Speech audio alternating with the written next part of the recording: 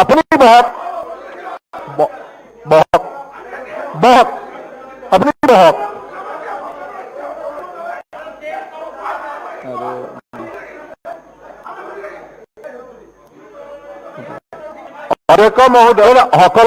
অধ্যক্ষ মহোদয় কোনোবাই যদি 21টা উদ্যোগৰ বিষয়ে জানে, আজি যে আমাৰ সন্মানীয় বিধায়ক আব্দুল পাতিন খণ্ডকাৰে ধুনীয়া প্ৰশ্ন এটা আনি জানিবৰ বাবে চেষ্টা কৰিলে, কাৰোবাৰ অন্তৰ যদি কান্দে তেওঁতো এটা ধুনীয়াকৈ প্ৰশ্নই আনিলেহেঁতেন।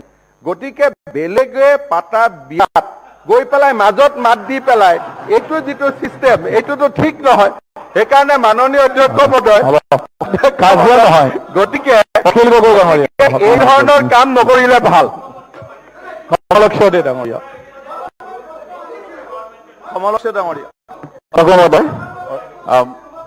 মাননীয় মুখ্যমন্ত্ৰী মহোদয়ে যিটো কৈছে ছচিয়েলিজমৰ ওপৰত ছাবস্ক্ৰাইব নকৰোঁ, কিন্তু এইটো সংবিধানত আছে, কোৱাটো উচিত নহ'ব। কাৰণ তাতে আছে আমাৰ যে এইটো প্ৰিএম্বুলতে আছে, distributive justice wealth should be shared equally by society through distributive justice. সেই গতিকে ছচিয়েলিজমত ছাবস্ক্ৰাইব নকৰিবলৈ হ'লে আমি সংবিধান সংশোধন কৰিব লাগিব। এতিয়ালৈকে সংবিধান সংশোধন হোৱা নাই।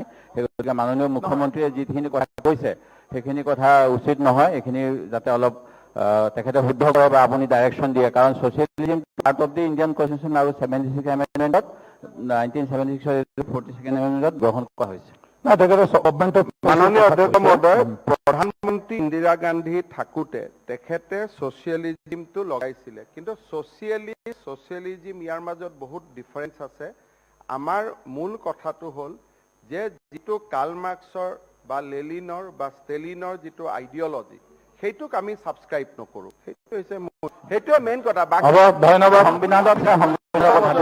গতিকে সংবিধানত যিটো শব্দ আছে তাৰ ইণ্টাৰপ্ৰিটেশ্যন আছে।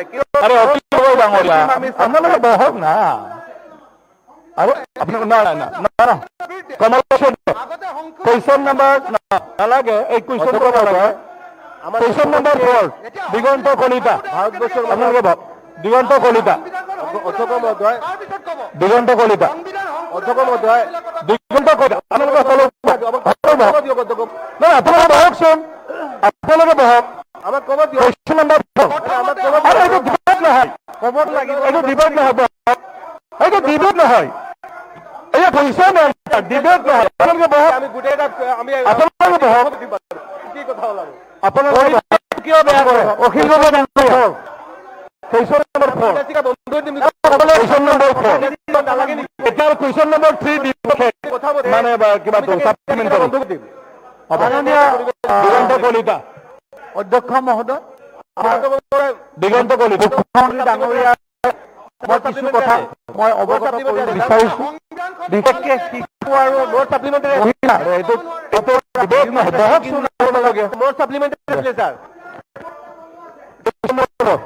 মই ক'ব বিচাৰিছোঁ থাকিলে কথাটো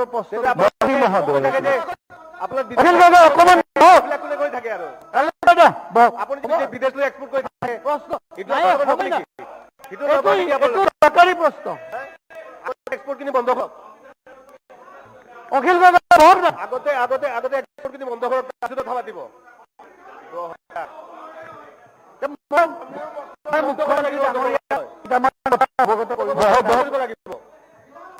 বিশেষকে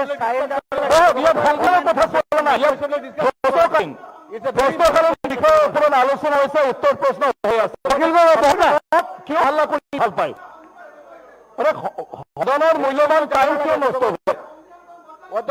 যাৰ কুৱেশ্যন নাই, যাৰ আগ্ৰহী নহয়, আপোনালোকে বাহিৰত ডিছকাছ কৰিব লাগে। আগ্ৰহী নহয় চলিবলৈ দিয়ক। কথা কৈছে আমি কথাখিনি সমাধান আহিব লাগে। মই আগতে কৈছোঁ লেনিন ষ্টেলিন মই নামানো, বাট চিধা কথা। সংবিধানৰ ভিত্তিত যিখিনি হ'ব লাগে ছাৰ, সেইখিনি আছে। কুৱেশ্যন নম্বৰ 4 সংবিধান মানে সংবিধান মানো।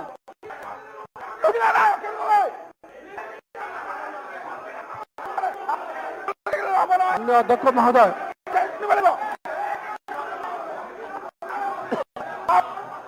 কষ্ট কৰিম ছাৰ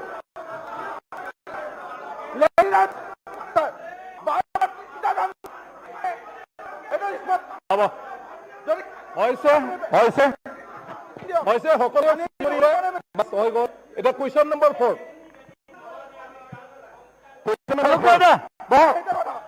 হৈ গ'ল হৈছে যথেষ্ট হৈছে আপুনি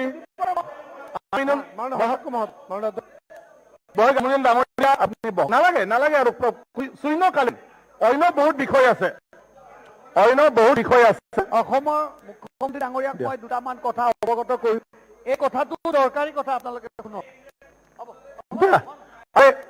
চাইল্ড আৰু ওমেন ট্ৰেফিকিং লৈ অসমত এটা ডাঙৰ এটা সৰবা আৰম্ভ হৈছে আপোনালোকে সকলোৱে জানে মই গোটেই অসমখনক লৈ কথা কোৱা নাই বিশেষকৈ মই উত্তৰ কামৰূপৰ জালুকবাৰী ৰঙিয়া আৰু কমলপুৰ এই অঞ্চলত আমাৰ বহুত ইণ্ডাষ্ট্ৰী আছে আৰু ইয়াত আমাৰ বহুতকেইটা ৰেলৱে জংচনো আছে আমাৰ হাতত কেতিয়াবা কিছু শিশু আহে কিছু মহিলা আহে এই লৈ এটা খুব ডাঙৰ এটা স্কেম চলি আছে আপোনালোকে সকলোৱে জানে যে এটা সময়ত বড়ো জনগোষ্ঠীত বিশেষকৈ প্ৰমোদ বড়ো ডাঙৰীয়া এইটো লৈ বহুতখিনি তেখেতে সজাগতা আপোনালোকৰ আগত প্ৰকাশ কৰিছে মই ক'ব বিচাৰিছোঁ যে এই যি শিশু আৰু ছোৱালীবিলাকৰ ওপৰত যি ট্ৰেফিকিং হৈ আছে সেইটোৰ ওপৰত চৰকাৰে বহুত ব্যৱস্থা লৈছে আৰু মাননীয় মুখ্যমন্ত্ৰী ডাঙৰীয়া ইতিমধ্যে এই বিষয়ে বহুত অৱগত মই ডাটা বহুত দিবলৈ নাযাওঁ কিন্তু এই হিউমেন ট্ৰেফিকিং আৰু চাইল্ডৰ ওপৰত বিশেষকৈ শিশু আৰু মহিলাৰ ওপৰত যি শাৰীৰিক নিৰ্যাতন হৈ আছে সেইটোৰ বিষয়ে চৰকাৰে এটা বিশেষ ব্যৱস্থা ল'ব লাগে দৰকাৰ হ'লে আমি বিধায়কবিলাকো ইয়াত ইনভলভ হ'ব লাগে আজি কিয় কৈছোঁ বড়ো ভূমিৰ পৰা আমি ওচৰত আমাৰ গুৰেশ্বৰ আছে ওচৰত আমাৰ তামোলপুৰ আছে ভূটান আছে এই বৰ্ডাৰ অঞ্চলবিলাকত এইটোৰ বৃদ্ধি হৈছে আৰু বিশেষকৈ কামৰূপ জিলা 6 নম্বৰত আছে মই মুখ্যমন্ত্ৰী মহোদয়ক এইখিনিও কৈছোঁ যে এই চাইল্ড আৰু হিউমেন ট্ৰেফিকিঙৰ ওপৰত ক্ৰছ লিংকেজ কিছুমান অকণমান চাব লাগে আমাৰ NGO কিছুমান আছে চেণ্ট্ৰেল গভৰ্ণমেণ্ট আৰু ষ্টেট গভৰ্ণমেণ্টৰ কিছুমান এজেঞ্চি আছে তেওঁলোকে প্ৰপাৰলি কাম হৈছে নাই আৰু দৰকাৰ হ'লে পঞ্চায়তৰ প্ৰতিনিধিবিলাককো ইয়াত ইনভলভ কৰিব লাগে অকল মই আমাৰ কমলপুৰ সমষ্টি উত্তৰ কামৰূপ কোৱা নাই আপাৰ আছামলৈ এইটো বৃদ্ধি হৈছে আজি তিনিচুকীয়াই হওক বৰ্ডাৰ এৰিয়াবিলাকত এইটো বৃদ্ধি পাইছে সেইকাৰণে মুখ্যমন্ত্ৰী ডাঙৰীয়াই ইতিমধ্যে ড্ৰাগছৰ বিৰুদ্ধে যথেষ্ট ব্যৱস্থা লৈছে এইখিনি ব্যৱস্থা অকণমান মুখ্যমন্ত্ৰী ডাঙৰীয়াই বিশেষ দৃষ্টিৰে চাব বুলি মই অনুৰোধ মুখ্যমন্ত্ৰী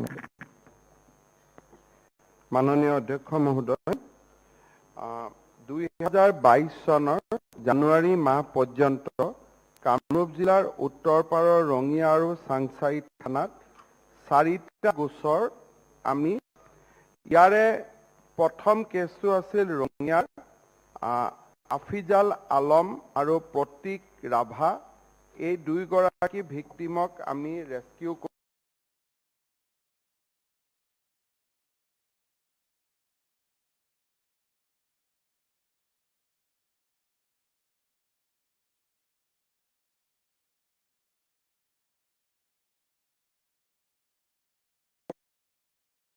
গীতিকা দাস বুলি 35 বছৰীয়া মহিলা এগৰাকী নোহোৱা হৈ আছে আৰু তেখেতৰ ছোৱালীৰ সৈতে এইটো আমি এতিয়ালৈকে ওলাব পৰা নাই চাংচাৰী PS ৰঙিয়া PSত ধৰ্মা বুলি 16 বছৰীয়া ছোৱালী এজনী তেওঁক উদ্ধাৰ কৰা হৈছে ৰাজি মালিক যোনে লৈ গৈছিল তেওঁকো গ্ৰেপ্তাৰ কৰা হৈছে ৰিম্পী দাস তেখেতক আমি ৰিকভাৰী কৰিছোঁ আৰু মামনি বুলি এগৰাকী যোনে লৈ গৈছিল তেওঁক আমি গ্ৰেপ্তাৰ কৰিছোঁ ঠিক সেই ধৰণে আমাৰ এই 4টা কেছৰে বিৱৰণ এইটো কিন্তু যোৱা মে 2021 পৰা আগষ্ট 2022 লৈকে আমি হিউমেন ট্ৰেফিকিং কেছ 174টা অসমত আমি পাইছিলোঁ আৰু এই 174টা কেছ এনেকুৱা যে কোনোবাটো কেছত 2গৰাকী মহিলা নোহোৱা হৈছে কোনোবাটো কেছত 3গৰাকী নোহোৱা হৈছে